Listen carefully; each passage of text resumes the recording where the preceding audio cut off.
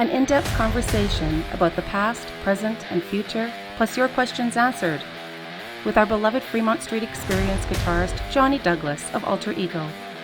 On this episode of Vegas Rocks, the podcast.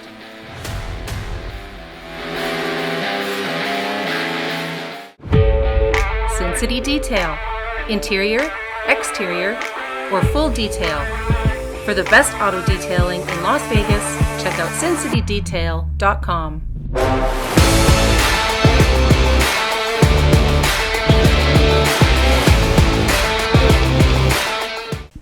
Johnny Douglas, currently with Alter Ego.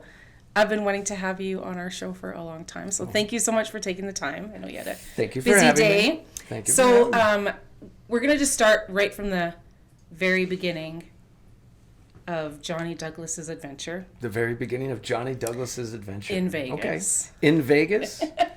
But okay. I want to know what brought you here. Okay. I want to know your circumstances in what brought you here to where you are today, why you chose music as a career, and what was your inspiration. Wow. Okay. Mm-hmm. I will try to cover all of those things as quickly as possible. No, then. take your time. We have all the time. No, I was born and raised in the Chicago area, just outside of Chicago. My mother was a school teacher. My dad was a professional musician. He plays country music. He plays pedal steel guitar. He plays the fiddle, and obviously he plays guitar and bass. A little bit of a variety of instruments, but pedal steel is his main instrument. He started my brother and I on the guitar really, really young. I started at 5, and I had to play an hour every day, and I used to cry, and I hated it. And I don't want to play guitar. My brother and I used to fight over who would go first. Because, no, it's his turn. I went first last night. Did not like it. It was literally about after 2 weeks that I decided that I didn't want to do it anymore. And because I was only 5 when I started, I could actually read the notes before I could actually read some of the song titles. Wow. Yes. So, however, by the time that I discovered that I really, really liked music, and that would be around probably 91, I saw Guns N' Roses on MTV for Terminator 2. And as a young boy, when you see the Terminator and then you see these guys with long hair and... That's some cool shit. So it was probably that and Skid Row on Saturday Night Live, doing Piece of Me, all doing like the synchronized headbanging. And I don't know if there were any other specific seminal moments, but that was what sort of sparked my interest in playing music in general. And by that time that I discovered that I actually wanted to play guitar, I had enough of the fundamentals that my father had already instilled in me. So the first time I played in a bar, I was 11. That was with my dad. Wow, that's crazy. Yes.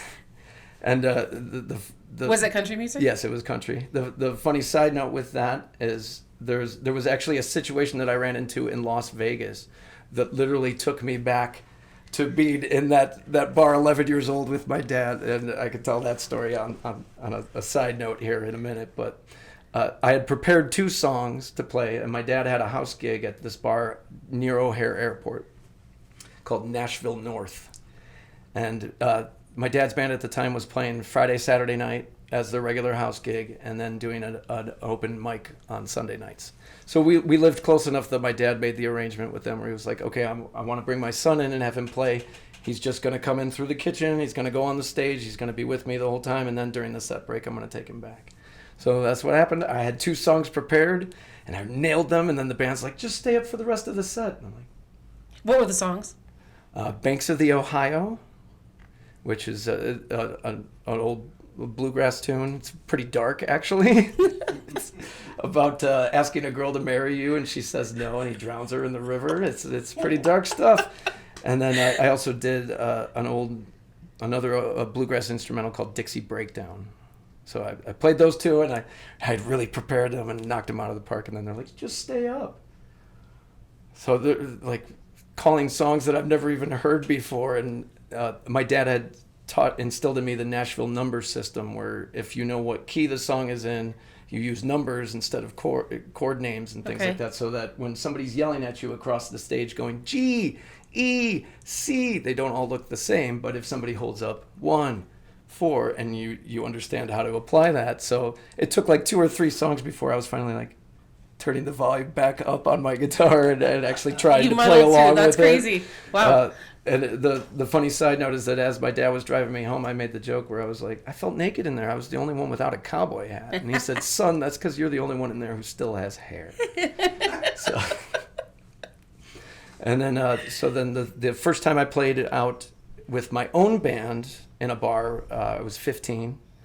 There was a place outside of Chicago in Aurora, famed from Wayne's World, called Riley's Rock House, that had all ages shows. So my garage band with my brother had put together a set and played a show with other high school bands, and there was sort of a little scene of these heavier metal bands. So at that time it was very much like death metal, thrash, like heavier stuff. Yeah. Like we were, which was very funny because by the time I was a senior in high school and we were popular, like it's really funny when there's girls cheering for the band and you're playing a song like "How About I Kill You" is the name of the song. You know, it's kind of a strange juxtaposition. But after high school, my brother and I for several years put together different original bands.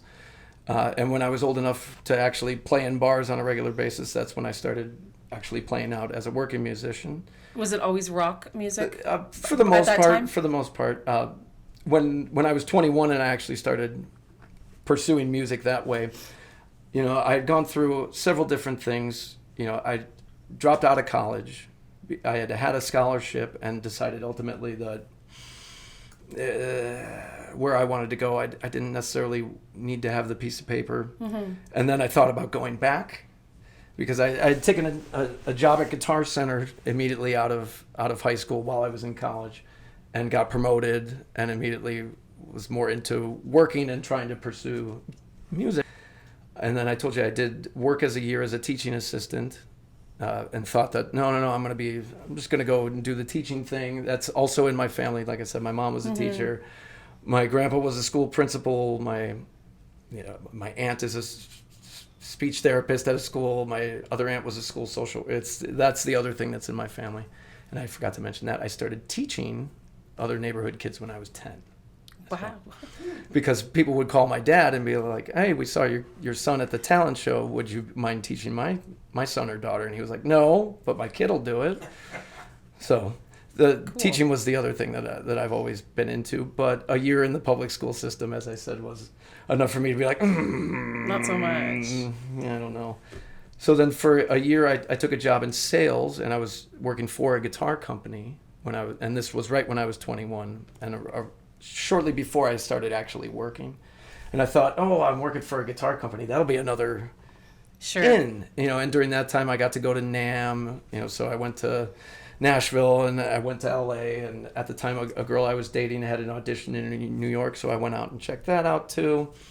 And at first, I told you I was initially attracted to LA, and so I decided I'm going to check this out more. I spent 2 weeks out there where I didn't book anything. I just went out there with a backpack and couch surfed to see what it was really, really like. And like I said, that was enough where I was like, no. But I ended up working, even though I was doing original bands with my brother at the time, I ended up working in the cover band world. And the majority of cover band gigs that I've ever gotten or that I've ever ended up holding on to for a long time usually come together like this, where you start out as the sub, and then you end up becoming the guy. So the guitar player of a Bon Jovi tribute was having some health issues, and they called me last second, and they said, "Hey, can you be here on Friday?" And they called me on Wednesday. And I was like, "Sure." You know, you show up to the gig, and the bass player panics because I'm setting up my stuff. He's like, "You know the songs, right?" I'm like, "Yeah, I know the songs." Okay, so we do he's panicking before the gig, but then we start playing, and it was immediately once the song starts, everyone's like, oh, thank goodness he knows what he's doing. So I ended up working with that band up until I moved to Las Vegas. So that was basically from, what was it, 2006? Yeah, so in 06, 07. And then I moved to Las Vegas in October of 2007. I came here because of a girl. You know, that my It's okay. I my came girl, here because of a place. yeah, absolutely. No, I met a girl in the Chicago area, and we dated for about 6 months, and she moved to Las Vegas to go to med school out here. She was going to Touro and over in Henderson there. Mm-hmm. So we did the long distance thing for a year and a half, and during that time period was when I was still sort of figuring it out. Do I want to go here or do I want to do that? What do you want to be when you grow up? Where's the best opportunity for what I want to do?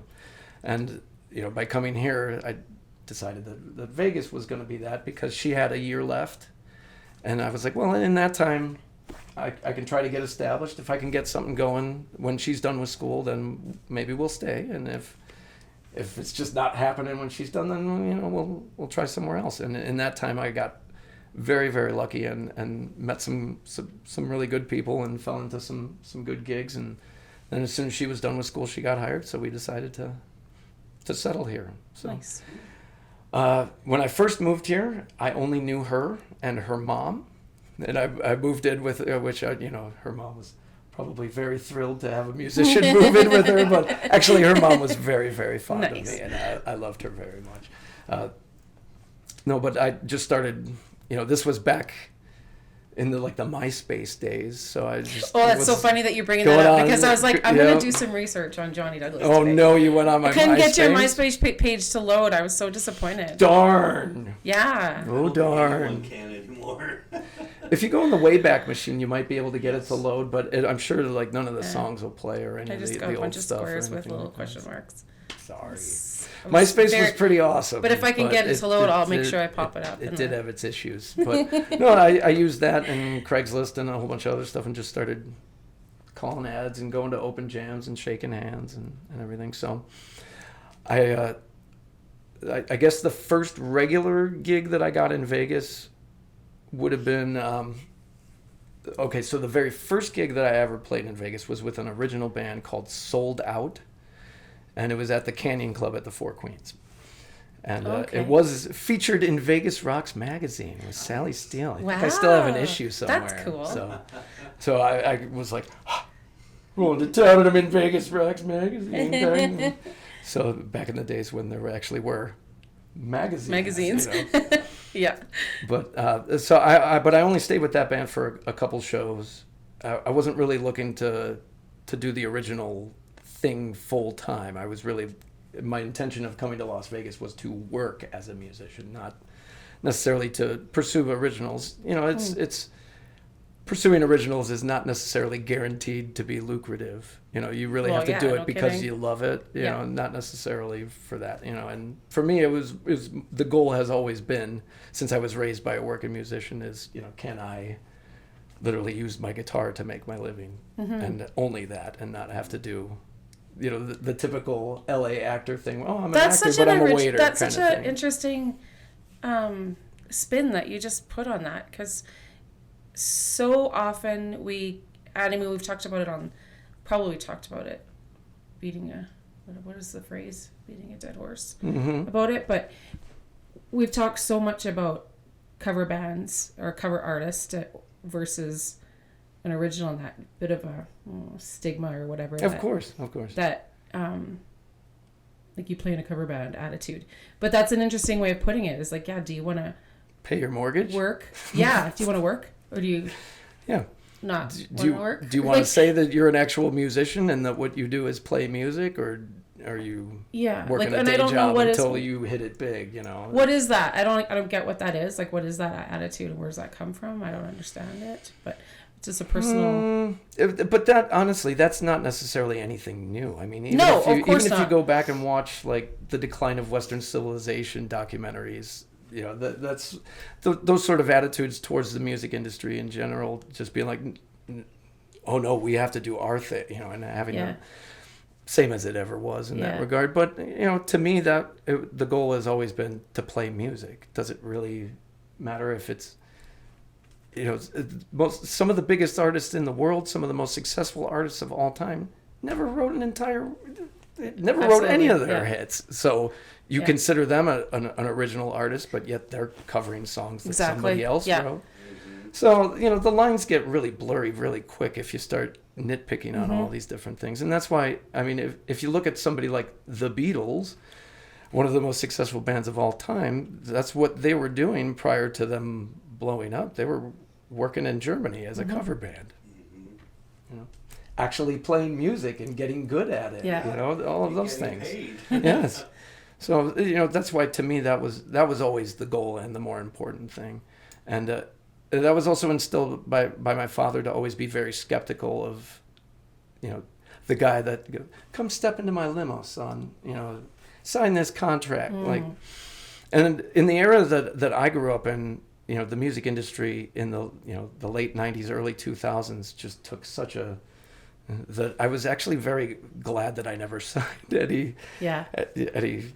part of my soul away or had to pay back any sort of advance against royalties. And then they book you in a studio in Canada and to have to fly up there, and all of a sudden you realize that you're the one paying for all you would be the subject of a documentary right now. Yeah. Probably. Right? And not a positive one, maybe? I don't know. Usually those stories don't end so well. You're either in rehab or bankruptcy. There you go. So, 2007, you moved to Vegas. Started out... Did you start out as a sub, or you started out with a band? Well, it's kind of both. Huh. Kind of both. So, I told you I started working with that original band. And while I was doing that, I was keeping my eyes open for something that I thought was better suited for what I really wanted to do. And just by chance, at a bar that I ended up ultimately hosting an open jam at weekly, a family friend of my mother-in-law said, "Oh, I know this guy who's a drummer. He's going to see this band. Why don't you come out to the bar and I'll introduce you and you can see this band." And I was watching the band, and I wasn't necessarily too taken with this drummer, but as I was watching the band, I was like, man, these guys are good. Like, that drummer is awesome. And listen to the harmonies. These guys are really good. And like a week later, they had an ad looking for a singer on MySpace. Nice. So I responded to it and was like, I sing, but I'm not a singer like your guy was. I don't sing Journey or Boston, but I play guitar really well, and just wanted to introduce myself and put my name out there. And I don't know exactly what I said to this guy, but it's something along those lines. But he was taken enough with it that he came over and we jammed a little bit in my mother-in-law's living room, and he was like, okay, well, here's what's going on. That band that you saw is basically disintegrating, and we're putting together this new thing with Ron Keel. We're going to be playing at this festival in Oklahoma, but we're going to do some warm-up dates in town.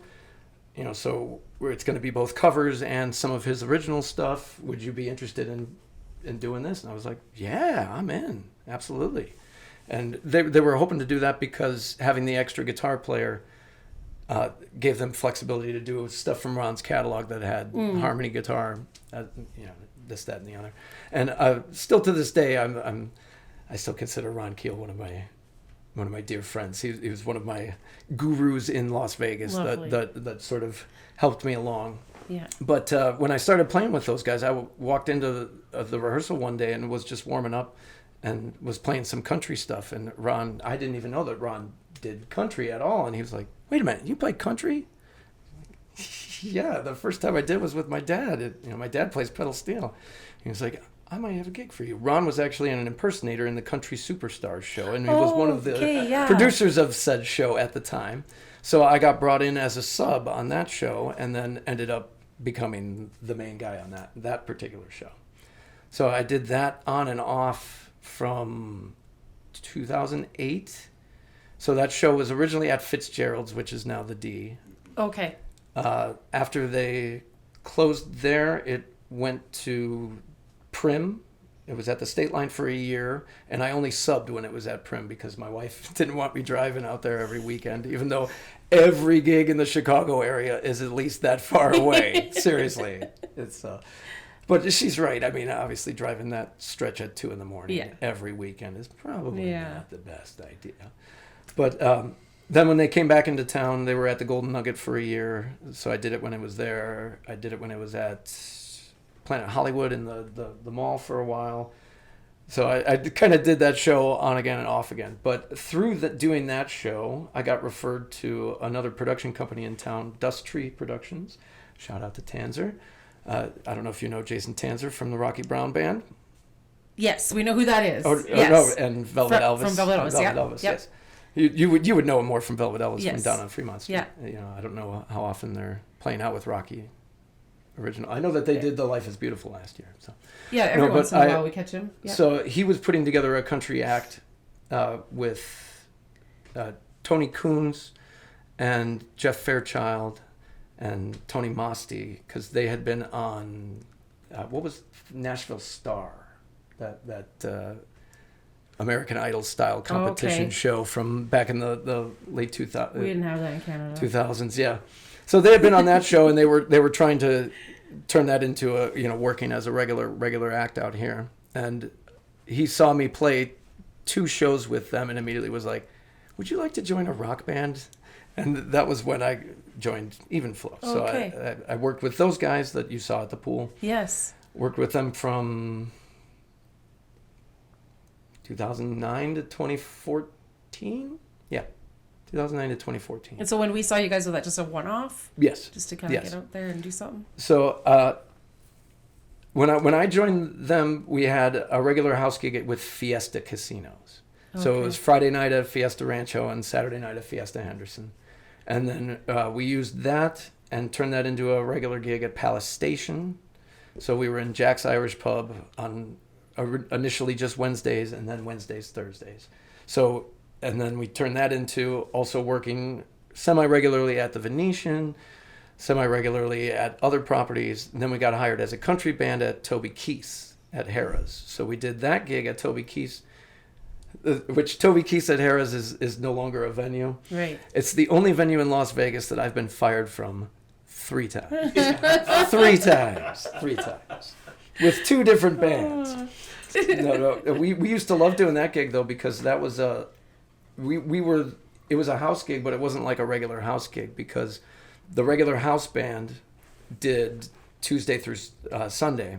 So we did Monday, Tuesday, and it was like, yes, please, we'll take Monday, Tuesday all day, please, please, please.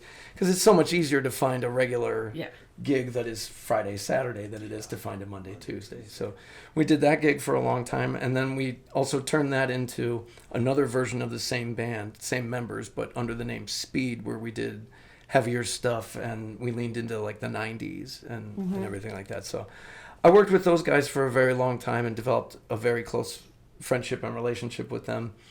It's, when you're spending 5 nights a week with somebody, it's kind of hard to not, get to know them and get to know a little bit about them. And, most musicians tend to be agreeable people. You've been used to playing 5 nights a week for a long time. Since being in Las Vegas, yes. However, it wasn't always the case. Obviously, that's the goal, as a working musician, is to try to fill up your calendar as much as possible.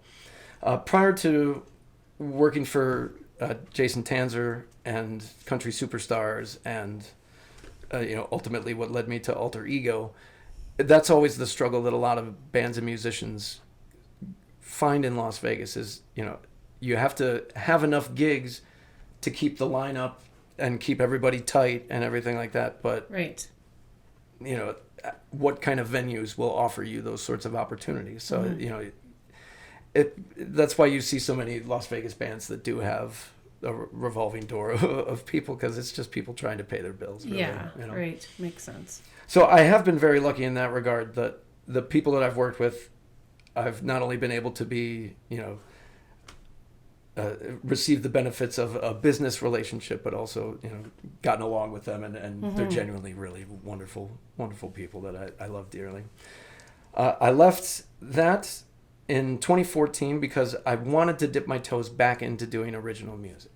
I wanted to do something else with it, and a country band in town called Easy Eights was doing just that. They were working as a cover band, and then also doing their original stuff, on the side, or however, at the same time, however you want to say it. And that's how I ultimately have been fired from Toby Keith's on multiple occasions, because when Even Flow got fired from the Toby Keith gig, we got replaced by Easy Eights. Funny. And then I ended up joining Easy Eights, and then Easy Eights gets fired. And then they hired us back, and then 2 weeks later went, no, never mind. We decided we were right the first time. No, and then I worked with those guys for a while, and I am on their record, their second record. I'm on 3 songs on that, but I came in during the process. Yeah. So I wasn't able to be there from the beginning of that, which... So it's a case in point, though, like Yes. working as a cover band, and then it affords you that, I mean, especially if you have a steady gig, right? Then it affords you that time and that little bit of money that you can take and put towards originals. Well, for a lot of people. yeah, of course. I mean, but it's just, obviously it's unique to everyone's situation. I mean, it depends on what you want to do with it. Ultimately, if your goal is to get it on the algorithms for TikTok or whatever other social media platform, you need to focus on that aspect of your music and trying to make it marketable towards that.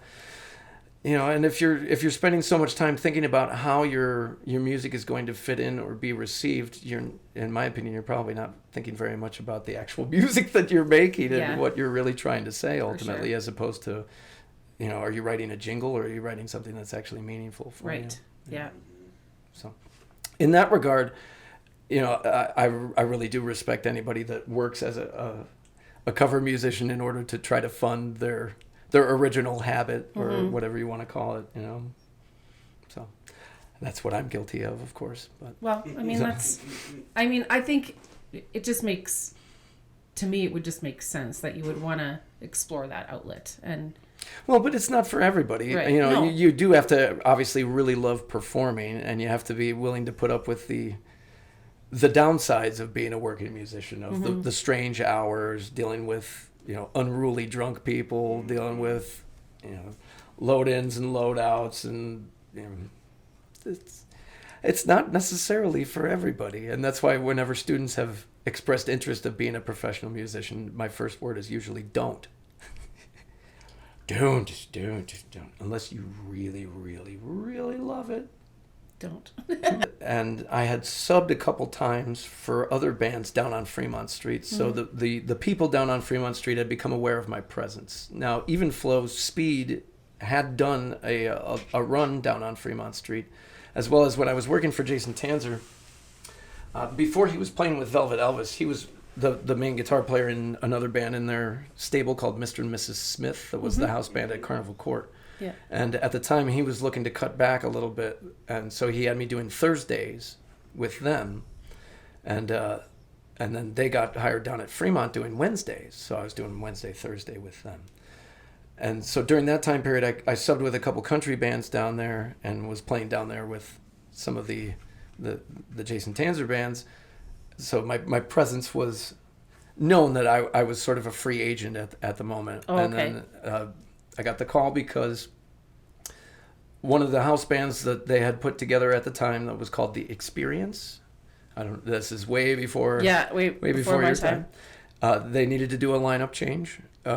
They were changing lead singer, and they decided to add a second guitar player to try to strengthen the lineup and go to a 5-piece. This was put together by Joe Pizzo, the production manager down at Fremont, and now he's the guy down there now. Love him dearly. So he had seen me playing down there with these other bands, knew that I was available, and sort of had this vision in his head of having myself and Drew Hart on vocals with the lineup that he had down there. And that was the initial lineup of Alter Ego that was launched in November of 2015. Wow. So it was Drew Hart on vocals, myself, and Sean Benham on guitar, PJ from Stays in Vegas on drums, and Lonnie from Blue String Theory on bass. Yeah. So that was the original lineup. Shortly after the first time that we did the Halloween production thing was when it became full-time Rich and switched the other way. And Drew has come back to sub on a couple of occasions, but obviously his schedule is so busy now that he's not quite as readily available to come in at a moment's notice. But it's not like Rich goes down on a regular basis. No. So. But I told you there was a lot of initial friction because half the people are like, oh, but you guys are so great. Drew had such good chemistry, and we don't really like it that way. And then the other people come up and they're saying the exact same thing about Rich. Like, oh my God, we love it with Rich so much. You guys are so well together. And obviously Rich and I first met in, my goodness, 2009, 2010, somewhere around there. I told you I used to host an open jam. Yeah. And he had come in with an original band that he was working with at the time.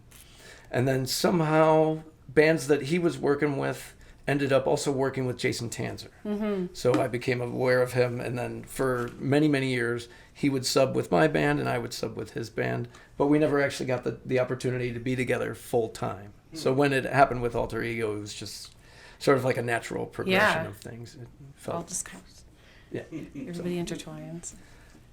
But that happens with a lot of, like, I mean, I know when you guys had a change of when DC joined, then there was like, I don't like this drummer and I like this drummer. And, you know, that always happens. Always like, it's happen. Like people think that we have the monopoly, that we own those bands. We can say who should stay, who should go. Well, the one thing that I can definitely say without a doubt that I think most people should consider, but they probably don't because they haven't seen all of the bands that are down there. They tend to not hire anybody that they're not just going to throw a bunch of schlubs up there who can't play their instruments. Yeah. So, I mean, if they move the talent around because they don't want to lose anybody and they want to make this lineup do this and make this lineup do that. It's for a good reason for the most part. And a lot of times people get very upset about these things, but, and I'm not saying this to make it sound like I'm talking bad about regular fans or local fans that come down, but the people that get upset about that stuff forget that the majority of the audience has never seen the band before. On any given night, 90% of the people that are walking by, they've never seen the band before. They don't know. They have no idea that there has been multiple drummers or multiple bass players, and this guy's better than this guy, or it's just those locals starting shit. No, absolutely. But I'm just saying that in general, they're not going to put anybody out there on those stages. You won't last if you can't play, and the majority of the audience is satisfied whether you like that bass player better or that singer better. No, so I mean, I can't think of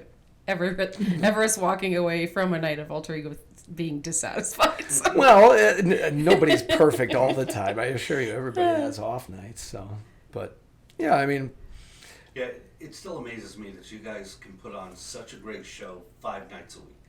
And I know you do break up different sets, for the weekend and during the week, but that's still, it's unreal. I don't see how you guys don't get bored. It never looks, as an audience member, it never looks like you guys get bored. Well, obviously I can't speak for anybody else, but for me personally, it's really hard to get bored when you're playing music, because even if it's the song that you've played millions and millions of times, I've always approached the different aspects of music for each one's unique thing that makes it unique. Where, like I said, I love teaching, I love doing stuff in the recording studio, but I love live performance as well. And that's the thing, is that you really do have to have that in you if you're going to do it 5 nights a week, because it would absolutely wear on anybody, because you can't just stand up there and stare at your shoes all night. You do have to engage, and if you don't put any energy out there, you're not going to get any energy back. But that's exactly what makes it easy to do, even though it is so repetitive, because I mean, what's more repetitive than swinging a hammer? If you're doing any sort of job, it's going to be that repetitive thing. It's just when I get repetitive, I have to play Pour Some Sugar on Me. Oh, darn. Yeah. As soon as you see people singing along and dancing to it, it's like, this is exactly why we're playing Pour Some Sugar on Me, even though we've played it. Yeah. There was actually a time period when I was working with multiple bands in Las Vegas where there was I would play the same song multiple times in a day. Where I would play She Thinks My Tractor's Sexy at the Country Superstars show, and then I'd go to Toby Keith after and have to play She Thinks My Tractor's Sexy again, and have to remember which which band does it with. Wait, is this the one that does it in B flat or the one that does it in B? You know, that sort of thing. So when you just try to approach that aspect of it, that it's performance, that your job is to try to duplicate the material and put the energy out there in a way that moves people. It's really easy when you put it out there and they're giving it back. You know, obviously, on the worst nights, I can tell you that there has been some soul crushing nights playing in music in Las Vegas. When I was with that band Even Flow at the Planet Hollywood Lounge, and any other musician that's played there will attest to this. It's one of those places where they have a decibel limit. Oh, it's so frustrating. 88 decibels, 88, which is barely louder than you and I are talking right now. So it's open to the casino floor. Yeah. When the waitresses are throwing bottles in the garbage can, it's louder than the band. People can hear me hitting my guitar louder than it's actually coming through the speakers. And it's like, why are we? Yeah. Why are we doing?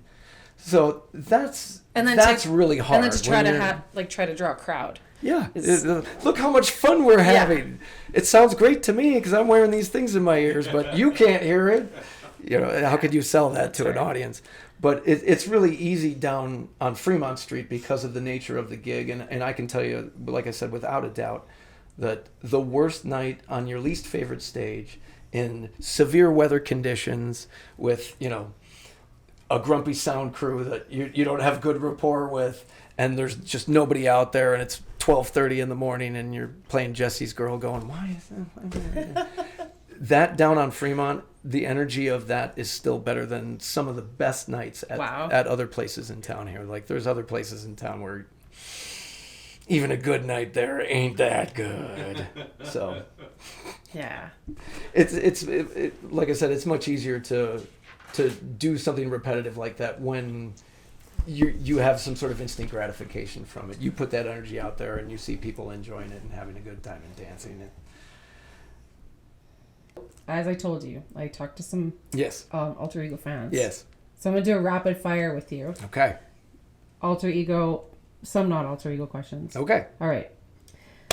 This is from a very dear fan of yours, Sheila. Mm-hmm. She'd like to know what your most favorite song is to play, like in your work or your own time. Is it an original or is it a cover? So we're saying just period? Period, completely. Period, hands down. Yep, hands down. Of all time. It's a tough question. It is.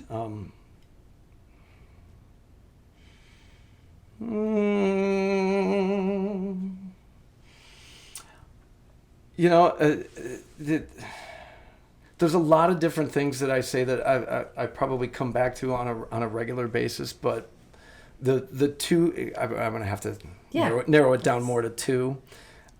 When I was a teenager and I got exposed to the movie Crossroads with Ralph Macchio, I don't know if you've ever seen that movie. Yeah. This was before I actually had access to the internet, so it's not like you could just learn anything. I ordered a set of the piano sheet music for Mozart's Rondo alla Turca. Okay. And just learned how to play the right hand part on the guitar and with a pick. Not playing it classical guitar or anything. Yeah. But ever since learning that, that's probably one of the few things that I just constantly go back to and pull out just randomly just to amuse myself. Another one would be a bluegrass piece called Under the Double Eagle, which was one of the ones that my father forced me to learn when I was a kid, and at the time was like, I don't like this. But it's really a fun piece to play. Cool. There's a lot of them, though. There's a lot. So neat. All right. So April would like to know, how many instruments can you play, and are you self-taught or did you take lessons? Oh my goodness! Did you only take lessons from your dad? Oh my goodness! When we say how many instruments can I play, do we mean play well or just play at all? Period. Wow, because I dabble on several other instruments, but I really only play the guitar well. Okay. What are you dabbling with then? Well, on my new original stuff, I do everything on it, and it's got a little smattering of everything. Okay. But I've played the guitar since I was 5. I studied with my father. I was supposed to go until I was 18. That was the agreement when he was like, "You are now a guitar player. You were going to take lessons till you're 18. When you're 18, if you don't ever want to play again, that's up to you. But by the time that I was 16, I was doing so much on my own that my dad was like, go ahead, go ahead, you're fine, go ahead. The only other people that I've ever taken formal lessons from was when I was in college. I did study classical and jazz for a semester each. But that's the only formal study. The thing that I preach to a lot of my students as well, and this was what my father always instilled in me, is that if you teach your students the ways that how they can teach themselves, like I've never spent more than 5 years with a student. Like life just happens. Somebody's going to have something happen. So I've never had a longer stretch than 5 years with somebody. So it's always been important for me to get the student to the point where if they never take another lesson from anybody ever, that they can continue to learn things on their own, So, and that was basically what has happened my entire adult life. And as the internet has really blossomed, it's become easier than ever to find resources to learn anything. So are you drawn more to string instruments? Yes. Okay. So yeah, I know the long-winded and went around. You're good. So guitar, bass guitar, drums, ukulele, mandolin. How come you don't play mandolin on stage anymore at Alter Ego? Because we haven't been doing Maggie May. As a matter of fact, it's so funny you bring that up because I'm doing that this week on Wednesday. We're playing Maggie May on Wednesday this week. Well, I'm going to Canada on Wednesday, so it doesn't work for me. Sorry. No, when Emmett left the band, we stopped playing Maggie May. Oh, okay. And it just, since Paul has joined, we've gradually been not only adding new stuff, but slowly trickling back in some older ones that we haven't played in a while. So okay, well, speaking of Paul. Yes. Mike wants to know if the band is really better since you've added Paul. Yes, absolutely. That's what I said you were going to say. And when I do say this, I'm not trying to say it as a slight against anybody else who has been in Alter Ego, because Alter Ego has had all the musicians that have played with it. And I've been very, very fortunate that all of the musicians that I've worked with in any sort of long-term capacity have all been absolute killers. So I love that aspect of it, but I can say without a doubt that the current lineup as it stands right now is the strongest that it has ever been. So is it tough adding a new person into the mix? Because you guys seem to take it in on Paul picked up the keyboard so quickly. When you guys brought in Emmett, it was pretty seamless. When Chandice is there, everything just flows so nicely. Of course. Well, there's a lot you don't see. Right. Yeah. Sure. As you can, they make it look easy. As you can imagine, I guess that's the point. You see us doing all this stuff, but what you don't see is the hours and hours of ping, ping, ping, So there's a lot that went on behind the scenes before any of that stuff was rolled out. But obviously, it's also a testament to the caliber of musician that all of those individuals are. But when Paul was going to be coming into the band and we knew it, there was a little bit of a heads up before he didn't just. It wasn't like, oh, you're in the band, let's go. There was about a month before we launched it out while we were doing the Halloween show, because we weren't going to just throw him in the middle of the Halloween show and everything like that. So during that month's time, both DC and myself spent extra time sitting down with Paul and going over stuff just to make sure that he was comfortable, because ultimately that's what it is. Like, they're coming into what we've already established, and finding individuals that are able to immediately meet that same energy level and vibe right away is why I say that we have been so fortunate in that regard. Because it doesn't matter how good somebody is on their instrument if you don't.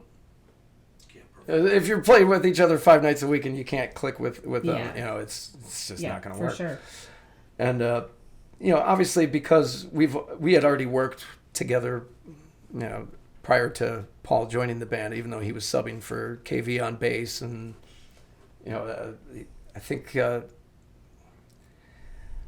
don't know if Kevin and Paul had worked together previously. I don't believe so. I don't think so. I don't believe so. But obviously Dan and Paul have been like this for quite some time. So that once you have some sort of established relationship and chemistry with someone, that also makes it much easier. And same thing when Chandice came in, because she had already worked with all of the members of the band in different capacities before. You already know what you're you already know what to expect when you Yeah. walk out on stage with that person, and and then it's just a matter of making sure that everyone's on the same page musically. When Does Fremont, the being of Fremont, have a pretty high bar for their performers? as far Would you as say? I know, yes, Yeah. yes, that has not always been the case.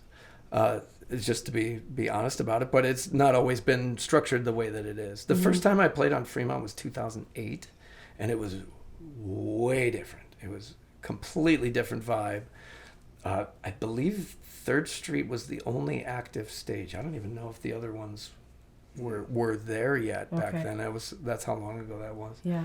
And yeah, it was just a completely different world, and all of those things changed right around the time that I came in, because that was when Joe Pizzo was really put in the position where he could put together a band that these are the people that I would choose to have in that, and that's what Alter Ego was ultimately formed for, was to do that gig. And we've only done gigs outside of Fremont, 2 times? Oh, really? 3 times? 3 times. Yeah. Yeah. Just like private one-off corporate things, but it was formed by Fremont Street to play Fremont Street. So Interesting. not relevant to what the question No, was no, at but- all, but Still I There just you wanted go. to know, like, relevant how, information. but that makes sense. Like, he saw what he knew what he wanted. He created it. Seems pretty darn polished when we see it. I mean, all the bands seem very polished. Well, so- and that's it.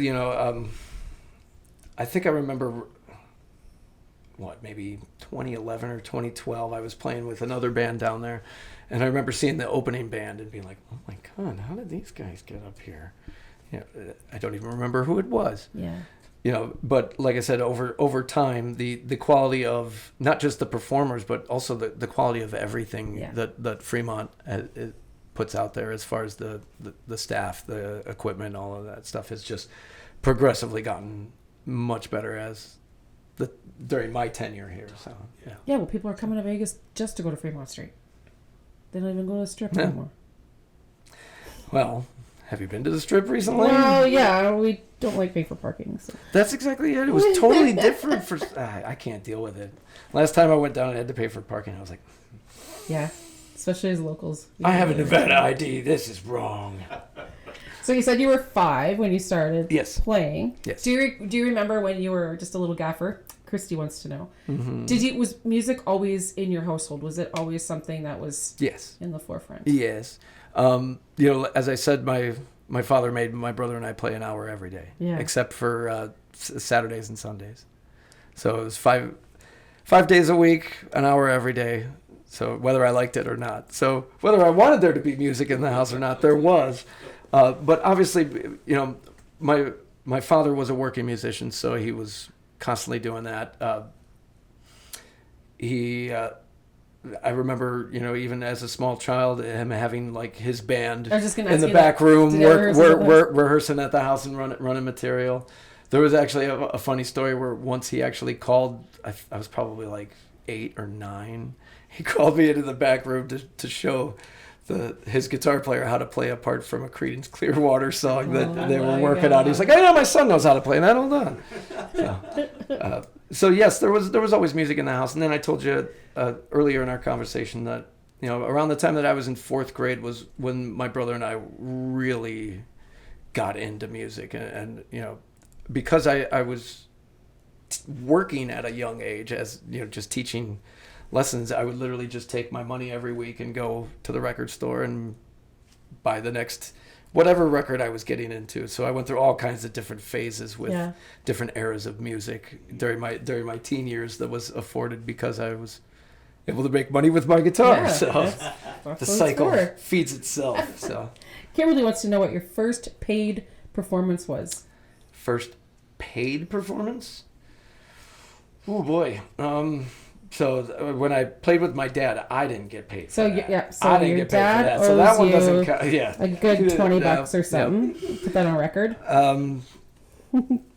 I guess it probably would have been when I was in high school, and it wasn't very much. So my high school bands, I started playing with them in my freshman year when I was 14, so I was still 14 at the time, and all of the all ages venues in the Chicago area would do the structure like this, where you either had flyers and people would use your flyer at the door to give you credit when they paid at the door, or you had to sell tickets ahead of time. The old pay to play, where you give the promoter $200 ahead of time and he gives you the tickets and you got to go sell them to your buddies.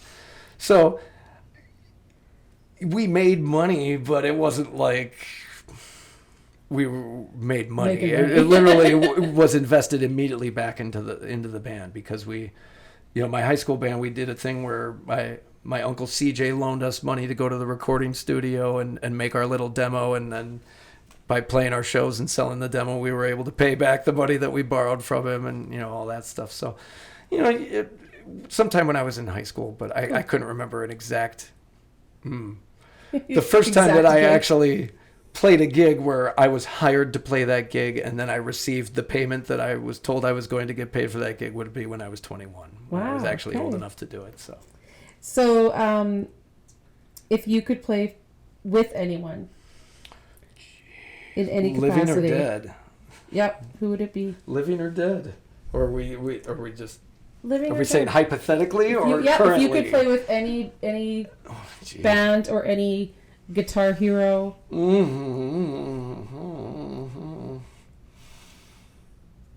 That's like an impossible question to answer, because it's like, what day of the week is it? Pick two.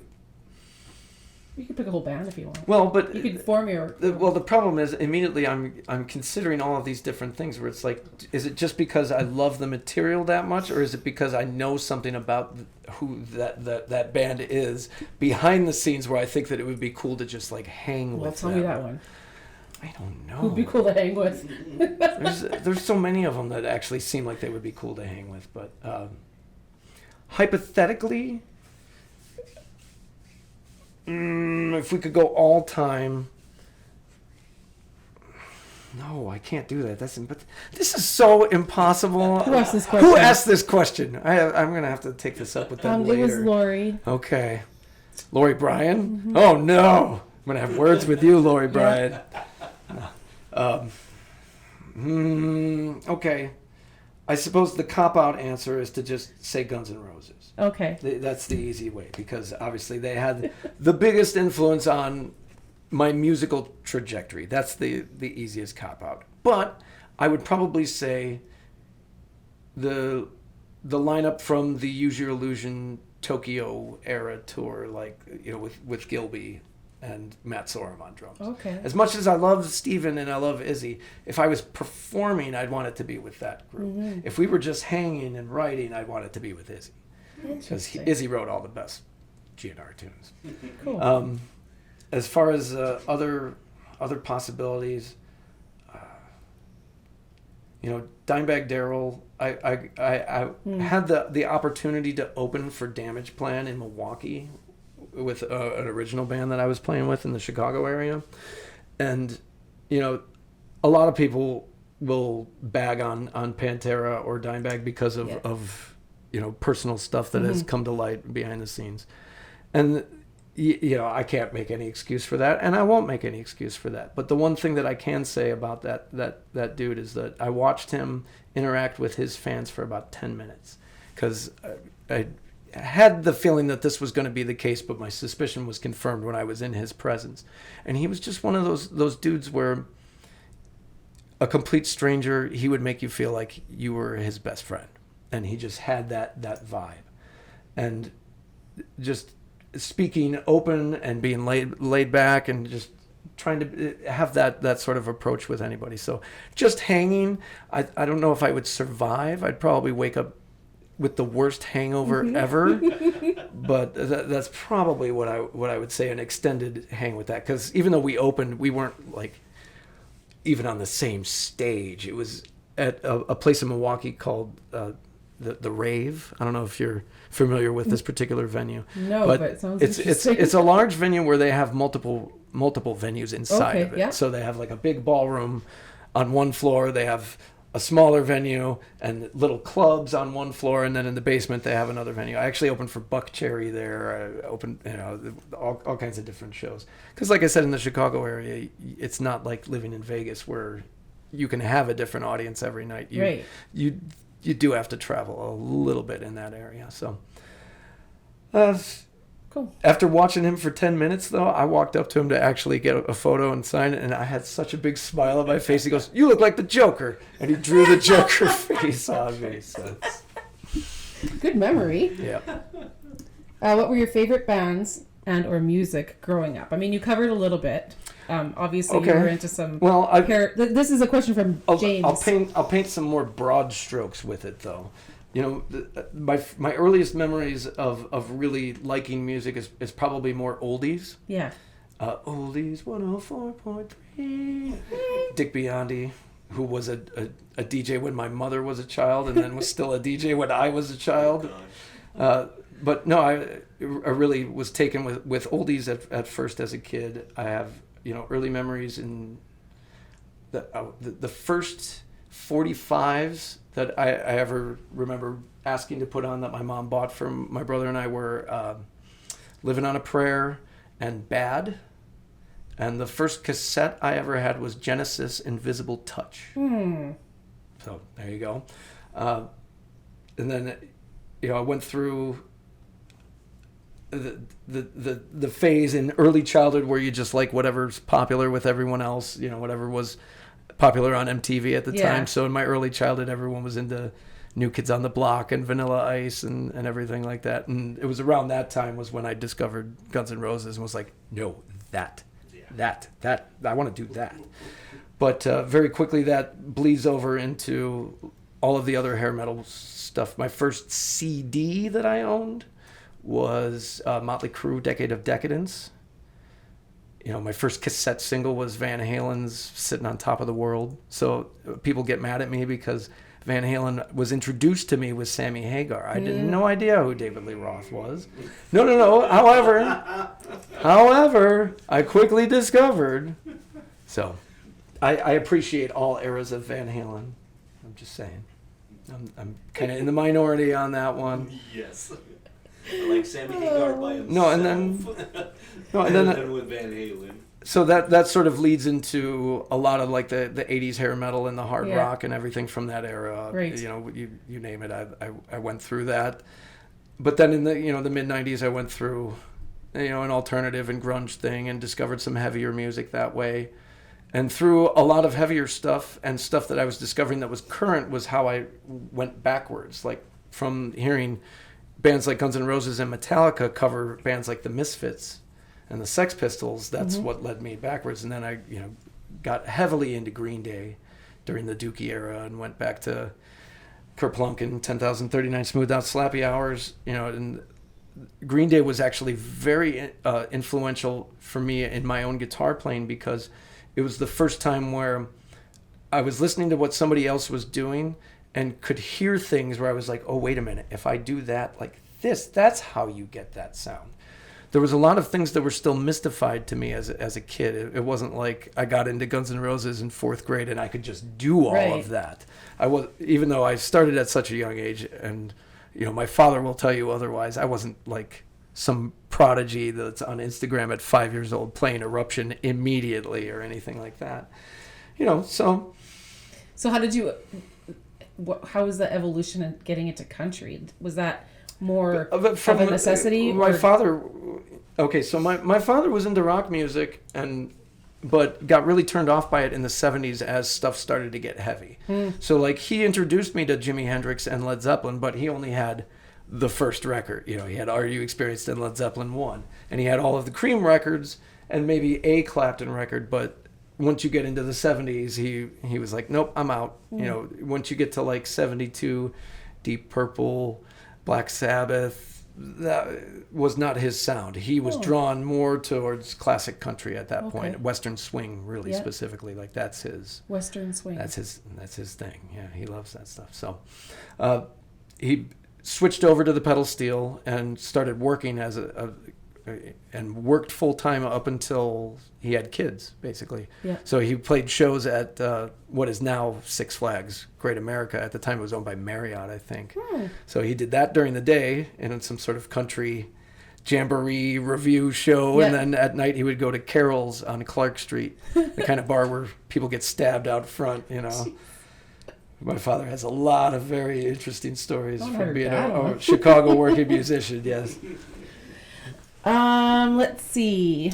Well, this wait. There's a lot more though. There's a lot more. So then in high school, I really got into metal, and like as I told you, like it was like heavier, like death metal, Cannibal Corpse, Deicide, Slayer, all that stuff. I really got into that stuff. That's Adam's jam. You know, and then ended up kind of coming full circle as I left that because I wanted to get more into doing the blues-based hard rock stuff again. You know, and then the first working band that I told you that I was working with in the Chicago area as a cover band was a Bon Jovi tribute. Right. So, and they also did all kinds of the same sort of 80s metal smattering of your Poison and your Def Leppard and your Guns N' Roses. When you played in the country band, was it New Country? Or was it... Here or anything that I did back home? Both. Well, I never really worked with much country in the Chicago area. There's a lot more of it now, actually, than there was when I left. There weren't as many venues that were catering to it, and I believe now there's multiple venues that are doing things like how they do it at Stoney's and Gillies here, where they do line dancing lessons and things like that during the day. You know, so I've never really worked in the Chicago area with a country band. Out here, it was sort of a mix of both, because the Country Superstars tribute only would feature artists that are still living, to many people's complaint, because they'd be like, how come you don't have a Johnny Cash? How come you don't have this? You have a Willie Nelson. And it's like, well, Willie's still alive. Yeah. You know, their whole gimmick was that superstars, not legends. That you could, in theory, walk into a concert and see all these people still performing. You know, that was their angle. So even though that had some more current stuff in it, it was usually the newer stuff by the classic artists. You know, it had your Tim McGraw and your Kenny Chesney in it, but it also has Brooks and Dunn doing all their hits from the 90s, maybe with one of the new Ronnie Dunn songs thrown in, you know, on the side, that sort of thing. So, but when you're working in honky tonks, whether it's Las Vegas or anywhere else, it's I guess the analogy that I should make is probably more for the rock listeners of your podcast would be, you know, not knowing how to play the Fireman or not knowing the Silver Wings is sort of like being a working rock or pop musician and not knowing how to play Sweet Home Alabama or Jesse's Girl or any of those sorts of things. So, you know, even if your primary focus is on trying to do whatever is current in the country world, you still have to know some old stuff, because especially when you're playing in country bars, certain places expect you to play dances. Right. You know, and it is a wonderful thing to announce to a dance floor that, hey, this next song is a tush push, and then everybody comes out. Sure. And you've got a sea of people all dancing in unison. Pushing and tushing. Hey, when I was working with that Easy Eights band, you know, we would play our originals that had the specific line dances, and that's one of the coolest things that I've experienced as a Las Vegas working musician, where we're playing one of our tunes, and look at that. You know, it's really easy to do that in the country world if you have material that fits into that. So exactly. You if you're working in any sort of capacity in the country world, you're going to know some songs to have in your repertoire that will have that effect on your crowd, whether it's a tush push or whatever other line dance you want to fill in the blank with. So cool. Can we talk about songwriting? We can talk about whatever you want. I keep sidetracking everything because I'm just blah, blah, blah, blah, blah. We can talk about whatever you like. Do you ever? This is from Nikki. She'd like to know if you'd ever collaborate on an original with one of your alter ego bandmates. Of course, absolutely. Has it ever been done? Not yet. Maybe. Okay, so it has been talked about. Cool. And logistically, we were even tossing around different ideas of how to do our original stuff together. You know, like maybe even doing a sampler putting out a release where it's got, a couple out there songs, a couple of Kev's songs, a couple of my songs. Rich actually has some stuff that apparently cool. him and Paul have been talking about it and gotten, I don't know how many times they've gotten together at this point, but has been talked about pursuing some more original stuff that regard. Yeah. However, it is down the road. The Out There had asked me to lay down some mandolin actually on something that they were working on. Mm-hmm. So, there is that coming down the road. Cool. My current original stuff that I'm putting out, I had initially thought that I was going to try to make it more of a collaborative effort, but ended up not being the case. I ended up deciding to keep it completely selfish. So, do you encourage your kids to play? Do your kids play instruments? I do, but they don't really want to do it yet. And I do legitimately regret not forcing them at the younger age the way my father did. Mm-hmm. But I don't know how to explain it. I guess maybe it's like post-traumatic stress about it or something, that I wasn't going to do that to them, where I'm just like, no, we're doing this every day. And hearing that sort of resistance, whereas because I have a lot more experience teaching than my dad did, I kind of always had the mindset of if they really are going to want to do it, that we'll be able to make up some of that time a little bit quicker than my father would have, So they've both expressed some interest to dabble here and there, because obviously I have all the instruments out around the house and they hear me doing stuff here and there. But they also understand, because of the way that I talk about it, that if we're really going to do it, that it's going to require that it's going to be like your homework, where we're doing it every single day. Yeah. And for a long time, I had my children in academic stuff after school instead, mm-hmm. where they were going to an academic enrichment program a couple days a week, and that required them to do extra math and reading every day. So getting that out of them, and an extra 40 minutes of homework that's not required for school, that was enough resistance to me, where I was like, I'm not going to force something else. When they're really ready to want to do it, they're going to want to do it. But I think the main reason why they haven't committed is because I continually remind them of that look, if you really want to do this, you really have to commit to it, and you can't just be like, no, I'll do it whenever. Yeah. And my daughter does do dance. My son does do choir in school. Mm. So they do have those things that they do on the side as well. So, at least my son is getting some musical experience, and as well as performing with a group. Yeah. And I have been enjoying that. Cool. I get to go to his performances and stuff. It's fun. So you mentioned that you have all the instruments. What's your favorite guitar that you can't live without? Oh my goodness, all of them. Mm. So there's at this point in my life, almost everything in my collection has some sort of sentimental value, where it's worth more to me than it would be if I was trying to sell it. Mm-hmm. My very first electric guitar that I got for my 7th birthday, I got because I saw the movie La Bamba, and I asked my dad for an electric guitar, and that was the first song that he taught me on it. That's so cool. So I still have that one, and it has since been retired. I don't play it anymore. It's actually not in working order. But during the sort of early Wild West days of eBay, you could find them for like $50 on eBay. So I actually own, now I only own 3 of them. I gave one to my brother. So while the other 2 don't have the same sentimental value, they do have their own unique story in and of themselves. Mm-hmm. And then there's the white Les Paul that you see me play frequently with Alter Ego was given to me by my late wife for my 30th birthday, and that was always the one that I was like, I really want a white Les Paul custom, because Randy Rhoads from Ozzy Osbourne was one of the other big influences on my guitar playing. So that one, she also purchased the Tobacco Burst one for another birthday, and that's the guitar that I didn't even know that I wanted, and then I absolutely fell in love with. My other Les Paul was given to me by all of my friends for my 19th birthday, where they all chipped in together to get it for me. So like I said, almost all of them have some sort of thing behind it like that. The most recent acquisition is a purple Paul Reed Smith that I'm playing in the Analysis Paralysis video.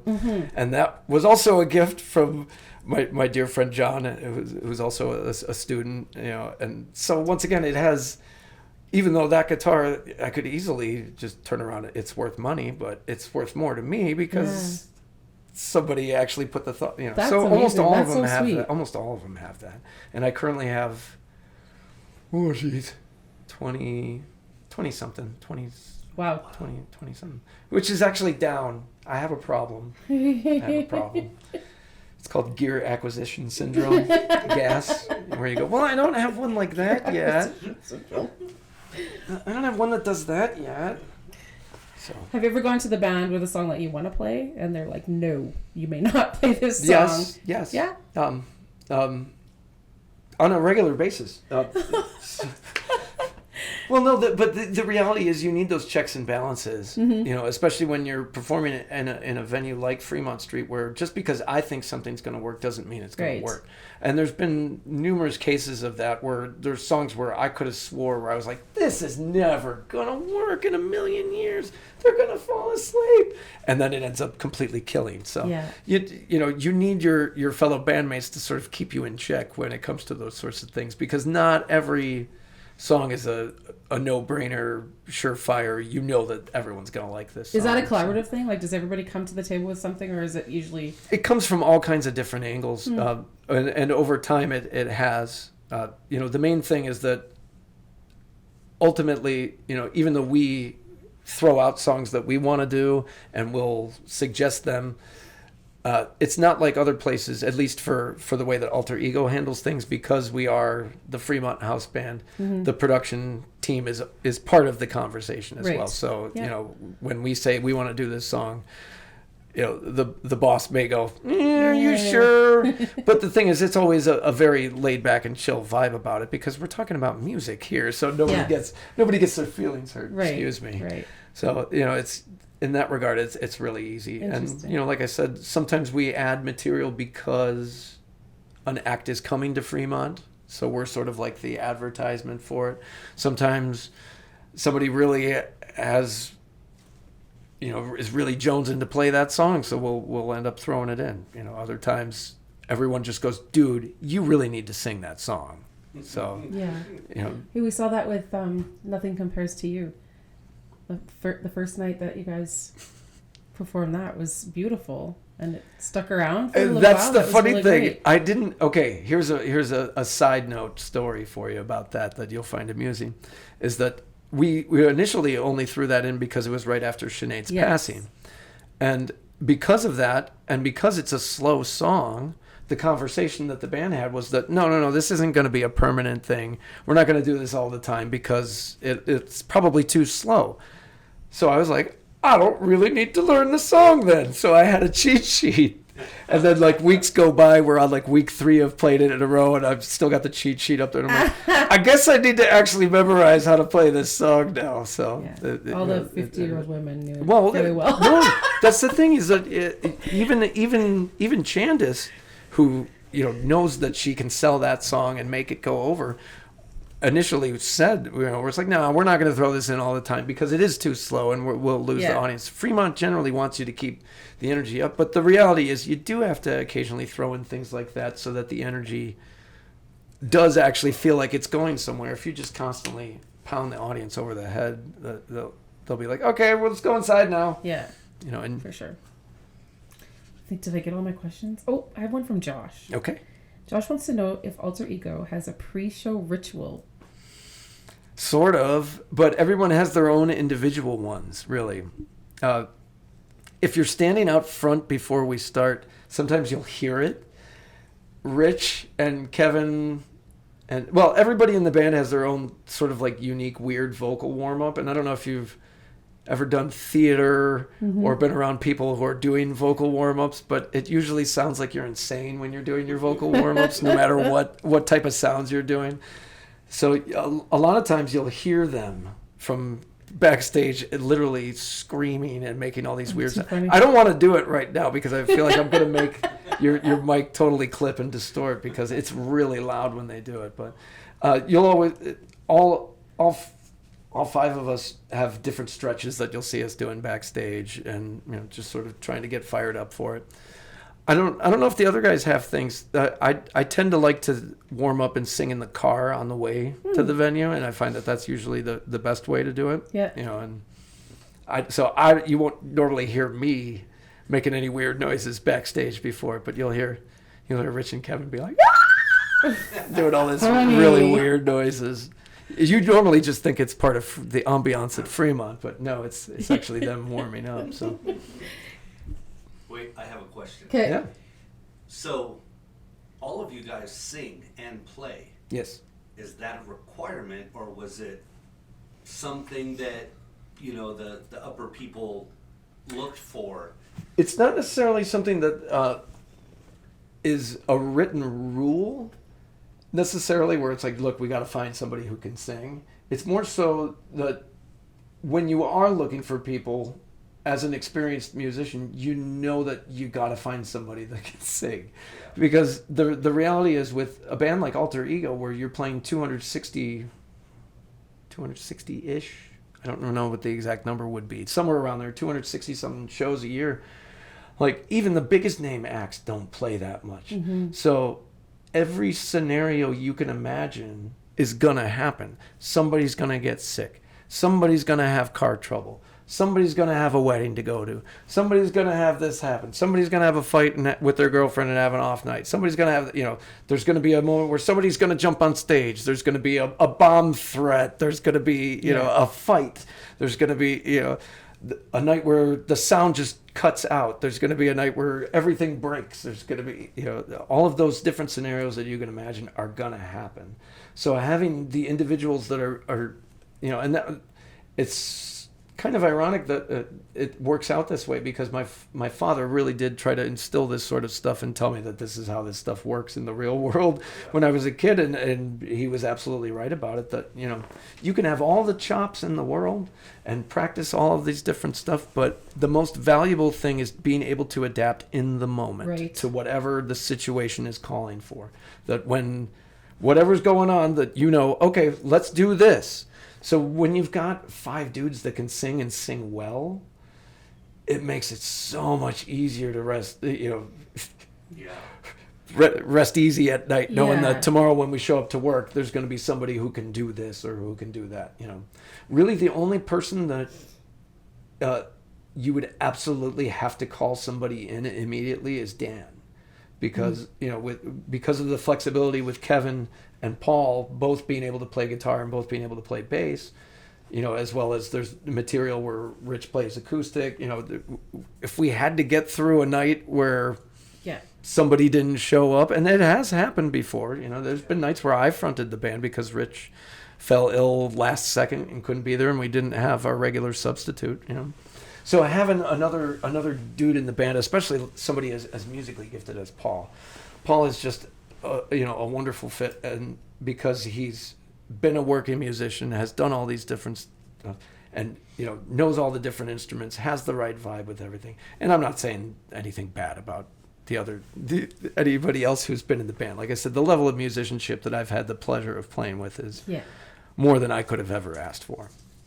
But Paul fit right in with that because of his previous experience with the members of the band, his flexibility, and as you were sort of remarking, he came in and just he learned the stuff really fast. Yeah. He was coming in and being like, okay, today I learned these ones. Okay, now I learned these ones. Yeah, that's amazing. So, although, to his credit, Emmett did the same thing. I mean, when he came in, it was hot and fast that he was like, okay, I got this one. Okay, I got this one. I got this one. I got this one. Yeah, I always just marvel at how, even when you get a sub in, I know they know the material, but just to get up there and vibe with the band and know where to go after just watching the show once, or it just always blows my mind. So the short answer is no, it's not actually a written requirement, but anybody who's really smart about putting together your lineup, it's really just such a helpful thing. And if I actually, here's an interesting side note to that. If I did have one regret about my musical upbringing, it was not listening to my father about that.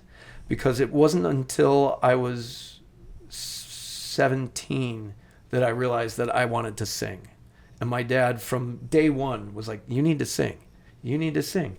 But that was where he drew the line. He forced us on the guitar, but he never pushed us on the actual singing. It was, if you want to sing, you're going to sing. You should really sing. Hey, you know what you should do? You should sing. You know who gets the most money and the most girls? The singer. You know, you should really sing, because then you can write your own stuff. You know what would be really helpful as a musician? You should sing.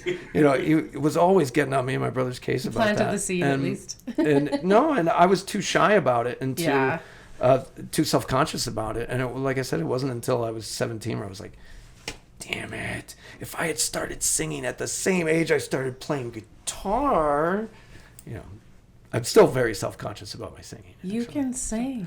I know. I know. Funny story, side note, like I said, when I decided that I was like, oh, wait a minute, I do like to sing. I can sing. High school was a very strange experience for me. My high school was divided up where freshman, sophomore go to one campus and junior, senior go to the other campus. And I had a very different experience at both of them. I was going through all of the teen angst and all of the learning about life and experiencing traumatic real events and you know, being unsure about yourself and things like that in my early, you know, and then in my later years of high school, I blossomed and you know, it became more of how I am now. I took all of my required classes when I was a freshman, sophomore, junior, so that senior year I could just take all electives and just have fun with it. So it wasn't until then that I was actually in like graphic arts, photography, TV production, drama. You know, the only required stuff that I still had to knock out for college was just English and PE and government. So it was at that time, because I was taking drama, that the high school drama teacher was like, yo, where have you been? You didn't. So he cast me in several different things and I really enjoyed it. And then when they were doing the spring musical, I wasn't going to go out for it because I didn't want to sing. I was like, I don't want to be in the music. I don't want to sing. I'm into metal at this point. And he called my house and talked to my parents. And my parents were like, get in the car, get over there. So I went and I did the audition. And when it got to the part where they had to sing, I did the regular line reading. But when it came to the singing part, they had just had all the boys around the piano and the choir teacher was standing there. And the choir teacher played the highest note that any boy had to hit in the musical and just started going around. The director points at each boy one at a time. Sing it. You. And he gets to me and I'm like, nope. But then as he keeps going, I'm listening to everyone going, I'm like, wait a minute. Can I try it? He's like, yeah. Oh! And I got the lead. And so it was after that I was like, oh, wait a minute. Oh, man. I wish I had started singing earlier. So. Listen, some of the biggest rock stars are in Broadway shows, so. Sebastian Bach. Exactly. Okay, my opinion of the biggest rock star. Well, you know, there's a lot of things, honestly, that are parallel between, especially live theater and live musical performance. Right. There's a lot of things that are really the same when it comes into working with a production, working with sound and lights, all that, you know, there's a lot of parallels in that. So it's not, you know, I would recommend to any young person who's trying to get an experience in any shape, you know, way, shape, or form in the field of live performance, that all of it is good to try to soak up and gain experience from. So you wish you would have started singing? Is there an instrument that you wish you would have learned? I really wanted to play the drums when I was little, and I used to set up, you know, like toys and things in my room and take like the cardboard thing from the bottom of a hanger, like you know, that you get from the dry cleaner, and play drums and stuff like that. And you know, I spent many years in study hall of high school, you know, going. But my father discouraged me from playing the drums, even though I wanted to, because he was like, "You don't want to be the drummer." He's like, "You're the first one there, you're the last one to leave, and you got to carry everything, and you're gonna mess up your hearing. Play the guitar." And I'm like, "But I want to play the drums." And then that turned into when I was in. See, they introduced band in my elementary school in 4th grade. And all of my friends wanted to play the clarinet, so I wanted to play the clarinet. And once again, my father, you're a guitar player. And while I'm glad that he took the approach that he did, and I didn't get distracted by those things. When I was in my early 20s and I was working for that guitar company, I went to a NAMM party in Nashville where I saw John Jorgensen playing Django Reinhardt style gypsy jazz. And he's playing with 2 fingers like Django Reinhardt, and then he puts the guitar down and he picks up a clarinet and he shreds on the clarinet too. So there I am, drunk, 21, surrounded by all these like middle-aged music store owners, and because this guy is just killing it, I'm up there going, yeah, you rule, dude, yeah! And all the music store owners are behind me like, what brought this kid? So, good times. So let's talk about your originals. Okay. Where do you get your inspiration from for your writing? Oh, geez. Is that kind of a broad question? Is that a stupid question? No. It's a couple different things. So it depends on if you want to talk about just in general and like where I've ever gotten from, or if we want to talk about specifically the stuff that I'm putting out. Specifically want to right talk about the ones that you're putting out. Okay. In general, I don't know what came before those. Well, I've always enjoyed writing just for myself. I actually started writing with my brother when right around the time that we formed our first garage band with the kid across the street. We recorded our first demo on a boombox, just having that in the room, but such Shakespearean inspired dramas like Headbanger and Smashing Spiders and stuff like that. Yeah. Things like that. Not really deep highbrow stuff, but I've always loved writing in that regard and trying to create music in like that for fun. And then my brother got a 4-track for his 8th grade graduation present, I think, or maybe it was, I can't remember what year it was. But once we had that and had the ability to record multiple parts and see how to structure things like that, that became very interesting and very appealing. And then in high school, we were the only kids with a 4-track. So some of the other local bands, it was an easy way to make friends within the scene because of that. Hey, come over. We want to record our little demo. We'll give you guys a case of beer and $50.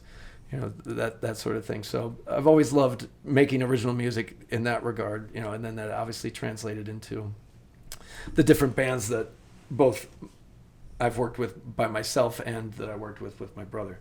However, this is sort of related to the overall picture and the specific picture of the current stuff, because while I've always tried to keep ideas for a rainy day and mash things together when I'm inspired and things like that, I've never actually been a part of what I would consider like a complete idea from start to finish. It's always either like a small demo, like a 3 to 6 song demo, or I'm on the album, like I said, with Easy 8s, but I wasn't a part of the process from start to finish. I wrote a song on Paul Shortino's record, and I got to play on that, but once again, I have a song on it that I wrote and I perform on it, but it's only one. It's not part of the complete idea of the work. So I had been trying to do that on and off since the last original band that I did with my brother in Chicago fell apart, which was called Calling All Destroyers. And once again, we put out an EP, but never translated that into a full-length release or anything that really felt like anything other than we're using this to try to spread the word about the band and try to get some notoriety. It wasn't necessarily an artistic statement or what I, like I said, consider a complete work. So around the time that my brother moved, I started working on my own stuff in my friend Pete Kuchar's studio. He just had a little studio in his garage that we had recorded at, so I would go there on Sunday afternoons by myself and lay down drum tracks and then lay down guitar tracks and bass tracks. So I had demoed a variety of songs, and then after I moved to Las Vegas, even though I had continued to write things, I just sort of abandoned the idea at the time. It became more important to pursue the things that I was doing in Las Vegas. But, I'd always sort of had it in the back of my head that I still want to do some stuff that's mine. I don't want, playing in cover bands to be the only stuff that I do, because I'd enjoy so many other aspects of it. You know, it's not just the performance and doing it as a working musician. Right. And then, you know, like I said, I joined Easy Eights to try to pursue that a little bit more. And then ultimately, you know, as we got into the shutdown, I was going through all of the very traumatic personal events, and I don't know how much detail you want me to go into about that. I'm comfortable talking. I'm comfortable talking about whatever. Obviously, at this point, where there's plenty of time removed from it, and I've also found that a lot of people find that when I do talk about the gory details of it, it can be inspiring for some people. You know, because obviously it was not pleasant. But so after, to kind of skip over that quickly, and then we can kind of go back to it if you want. When Alter Ego stopped playing during the shutdown was right around the time that my late wife went into hospice. And so after she died, during that time period when there was just nothing going on, you know, I was probably one of the only people who was very happy that there was nothing going on, and definitely needed that time. You know, but 14 months without playing music, you know, start getting itchy after a little while. You know, and I had read some different things and started to process the grief in different ways. And I read a book that had been recommended to me called The Year of Magical Thinking by Joan I don't remember how to pronounce her name. Is it Didon or Didon? She went through a thing where she lost her husband and her daughter around the same time. And hearing an author who can really articulate that sort of stuff, describe things, you know, even though it's a different situation, you know, it was inspiring to hear somebody else who had gone through something where it's like, oh my God, that's horrible. How did you even deal with that? And hearing the way that she described how, you know, something little will just ruin you for the day because you heard a song on the radio or something that... So during that time period, while I was reading a lot of different things, that's when I also started writing again, and started kind of combing back through catalogs of ideas and riffs and musical phrases from basically like the last 20 years. So the funny thing is like the record, it basically took me like 20 years of living and 2 years of writing and 2 years of the actual recording process is basically sort of how all of this came about. You know, and obviously a lot of the inspiration for the material comes from the stuff that I experienced and things like that. And I can get more specific on actual tracks, but you know, for this particular set of songs, and this is why ultimately I ended up deciding to be the only one on it. The only other person who appears on any of the songs is my father. Right. And that actual part is kind of funny how that came about. As I mentioned, I was recording and demoing at a studio before I moved to Las Vegas, and I really wanted to get my dad to play on one of my songs. So I wrote this song and got him to come out and play on it, and I love what he played, but I wasn't in love with the song that I had written. And then just while I was writing the songs on this record, just by accident was writing the song that ended up becoming the single that I already released. And as I was going through it, I was like, wait a minute, this is in the same key. I wonder if... And I pulled out the old hard drive and got the tracks that my father had laid down and just put them in, and it fit like a puzzle piece. I was like... That's amazing. It was meant to be. There Which song is that? That's EXP Memory. Well, that's such a beautiful song. Thank you. It's the song that I was trying to write back when I originally had my dad come out and play, you know, but it didn't turn out that way. And, you know, different sections of it, and that's why I said I can get really deep about specifics on songs if you want, but, you know, for instance, when I initially wrote that song, what ended up becoming the chorus was the verse. And it didn't work that way, and it wasn't until I realized, oh, wait a minute, it needs to be here for that. So there's all kinds of things throughout the process where you try things, and, you know, for each one of these songs that I'm putting out, there's like 100 different versions of it. How many songs are on the album? It's 10 total. Wow, okay. So the first two, you've released two since February, right? Analysis, Paralysis, and EXP Memory are very different songs. Yes. And very different videos. Yes. Would you like to see the new one? So it's also very different. I can't wait to see the new one, but I'd like you to explain yourself. Okay. Sure. For Analysis Paralysis, what is happening? And are all those your masks? Yes, Do you wear all those? yes, they are. Those all belong to me. No, that is a. For the first time we watched it, we were like, "Kate, is that him? That looks. Kate, is yes, that him? No, that is literally me. Him. That is a DIY improvise with what you got That's kind awesome. of situation there. No, where would you like me to start? I'm just wondering why. Why that? What do you say it's DIY? Why that? Okay. And which one was your favorite? Because I like the horse. I kind of go back and forth. I can tell you that it was easiest to wear the pug mask while playing because I was seated. So, while you're playing the drums, when you're wearing the mask, wearing the other ones, it's always difficult when you're playing a mask because, everything moves around. So,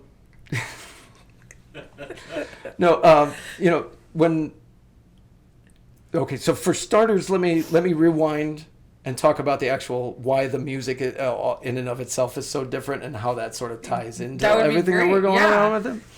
So when I started out writing this stuff, it's not like I had a specific vision of what genre it's supposed to fit into or was it what a the audience album? is supposed to be Right. or where it's supposed to go with that. Sure. And it's very it's very liberating to be able to write in that regard because in the past when you're writing for your band and you're like, oh, okay, well we're a rock band, we gotta play rock songs. Something moody here, it's we gotta something be gritty rock. here. It's gotta be rock though. Right. It's gotta be heavy, So by having a little more freedom, by not having to fit into any sort of format, I actually have an entire EP of country that's ready to go as well. I could play you the demos of that, but they're still in the demo state. But so that's exactly it. As from basically 2020 through 2022, I was trying stuff out. I had not set up my home studio the way that it currently is. I was sort of recording around the house and writing wherever, and by having a laptop, that makes that a little bit more possible nowadays. But like for instance, some of the musical ideas that you've already heard on those two songs are 20 years old. One of the bridge of Analysis Paralysis is a riff that I wrote when I was 17 for my high school band. But we never cool. While we performed the song live maybe twice, we never recorded it, we never released it, and I always liked the riff and I always wanted to use it, was always looking for a place where I could fit it in. Yeah. So there's a lot of instances throughout the record like that, where it's as I was going through the process of writing and creating the different stuff, I would go, well, I like this idea, that fits with this. Oh, look at that. The thing that I always struggled with the most though was writing lyrics, and that's why I cite that book. I was also reading a lot of different philosophers to sort of help me cope with the grief during the time period. A lot of existential stuff, a lot of you find yourself in those positions where you're asking yourself why about a lot of things and trying to get your head straight. So, during that time process, there's a lot of things that I actually wrote about that relate to that, as I was going through the process. So Analysis Paralysis actually came about because this is kind of funny. It's obviously, if you even Google the phrase, there's a slew of other songs that are named Analysis Paralysis by other artists. And while it's a phrase that is not necessarily commonly thrown around, it's not like I was the one who came up with it. I was watching a YouTube video where a dude was Joe Schmo seeing if he could actually hit a major league fastball. And the guy, the coach was explaining to him that you have a fraction of a second to decide if you're going to swing. You don't have time for analysis paralysis. And like a lot of other people, when you're in writing mode, you're sort of looking for those things, those little phrases that make your ears perk up. Yeah. So that was the initial inspiration for the song when I heard that phrase. And then, sort of the other thing, the other concepts that I wrote about in the actual song itself was me sort of taking myself back to the headspace that I was at in, during the time period where I was basically drowning, where it's like you're trying to maintain a household with the kids, get them to school, and your wife's in the hospital, and but you still have to go perform and smile for all the tourists, while all that stuff was going on, so that was sort of the inspiration for the song itself. Now, when we get to the video came about because I Well, I'm not necessarily overly concerned with how people receive my music. I'm not trying to get rich off of it or anything like this. This is just me making the music that I want to make because I want to make it. It is important to me that my stuff is not like everything else. So you see a lot of videos nowadays because it's easier than ever to make videos and to record your own music. You do see a lot of stuff out there where, people just film themselves playing it and in their room or whatever. So I wanted to do something that actually felt like a music video. And I've always had I've always had sort of a pull to stuff that could be sort of avant-garde and weird in a way, and stuff that other people would look at and be like, what the hell is that? So I just sort of decided to lean into that with the video. I was having fun messing around with doing stop motion. Mm-hmm. So I was doing several things for the video that along those lines, and I didn't know how to fill out the rest of the video to make it feel like a music video. And since it's me playing on everything, I didn't want just me playing on the drums and me playing the bass and me playing on the, you see plenty of people who do videos on Instagram and TikTok where it's them playing all of the instruments and they do those sorts of things. So I didn't want that. And I didn't want it to be, your standard band rented out a rehearsal space. It has a plain backdrop and, so I wanted it to be different. And so as I was looking around the house trying to figure out different things I could use, we never throw away any costumes because as a musician, I learned that you never know when you're going to have to play that disco gig. Yeah. You never know when you're going to have to play that 80s gig where you need that, So I have a closet full of stuff like that. So I just pulled it out and was like, well... Awesome. The weird animal masks, that'll get people's attention. It did, so, yep. And then with the other one, it was sort of burnt out with the amount of effort that I had put into the first one, and I needed a breather. So that's why I went more for like a standard lyrical video and stock footage of couples, and just figured to go something more. It's pretty perfect, though. Thank you. It's that aspect is also another thing that I really enjoy doing. I love doing photo and video stuff, but I'm not good at it. Well, Same thing with the recording engineering stuff, and that's why it took me so long to do this, because I'm not, while I consider myself a very good guitar player, I am not the best songwriter. I am not the best recording engineer. I am not the best drummer. I am not the best bass. So it took me a little bit longer to piece all of these things together. I get it. I'm not a podcast host or a videographer or an editor. Yes. But I'm muddling through. Yeah, there you go. We just completed our first lyric video for someone, and it turned out we had so much fun doing it. Yeah, it was fun, but it was a learning curve for both of us. And So tell me where you are now. What's next for you? Well, okay. Spoiler alert. well, by the time that you have this edited and released, I think it's probably going to be pretty much overly spoiled by that point. But yes, I am. I've been talking about all of these things regarding Las Vegas and my love letter sort of to my time here and the different musicians and venues and everything that I've been fortunate enough to play with. But it is time for me to move back to the Chicago area. So I'm in the process of doing that right now and got my hands full with, selling a house and getting everything lined up out there. But, it's going to be a wonderful thing moving forward here because I'm going to be looking for different musical opportunities in the area. It's not like when I moved to Las Vegas and I didn't know anybody. Or anything. Yes. So, there's definitely that advantage to it. And I'm going to also not only have the support system in play for my family, but I should have plenty of opportunities to, once again, play with my brother and play with my old friends that I used to play with and get reacquainted with them in the Chicago area. So I'm very much looking forward to that.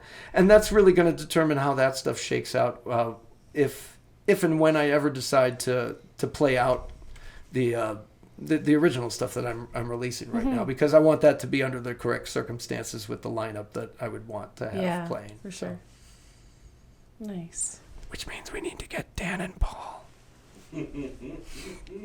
That almost happened, by the way. It already almost happened. That'd be cool. No, it almost happened with one of the Out There shows coming up, Paul was really adamant. He was like, "Come on, man. Me and Dan will be your. I'll play bass. Dan will play drums. We'll be your back and back. Come on." And I was like, "I want to, but I don't think the time is right just yet." Right? So, well, I'd want it to be 2 guitars, and I don't want to have. I would have to like fly my brother in ahead of time, and I'm not someday quite ready for that. So. But we will see, what kind of musical opportunities are going to be on the horizons with it. And I fully anticipate that I will be back in Las Vegas in some capacity sooner or later. Mm-hmm. I know many dudes that have moved away and you try to get out and they suck you back in where inevitably you get a phone call of, "Hey, somebody's going on vacation. Do you think you could come into town for a week?" So you never know, and it's the move is not brought about because I dislike anything here mm-hmm. or that I'm unhappy with any of my musical endeavors that I've had here or anything like that. It's just when life gives you signs that you need to pay attention to, you need to pay attention to them. So, and we're thrilled for you that you've also experienced happiness in your personal romantic life. So the quick version for anybody who doesn't know, I said we would circle back to it. If you want to, I can. I'd said that I'd moved here in 2007 with, at the time, we weren't engaged, but my late wife and I got married in 2009. She became ill and, well, you could kind of trace it back a little bit further. She had, her spine was completely fused.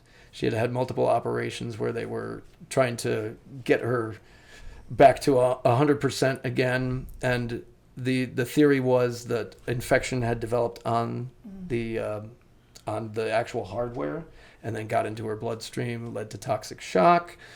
She was hospitalized for 265 days, 15 procedures, quadruple amputation.